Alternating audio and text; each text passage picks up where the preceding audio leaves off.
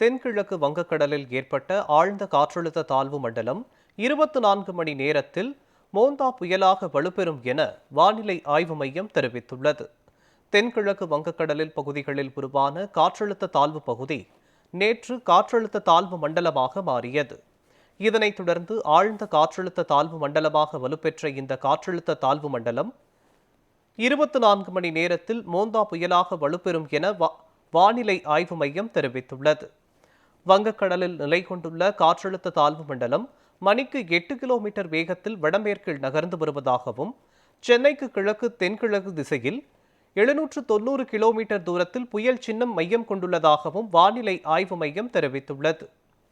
மேலும் இந்த மோந்தா புயல் நாளை மறுநாள் ஆந்திராவின் காக்கிநாடா அருகே கரையை கடக்கும் என இந்திய வானிலை ஆய்வு மையம் தெரிவித்துள்ளது.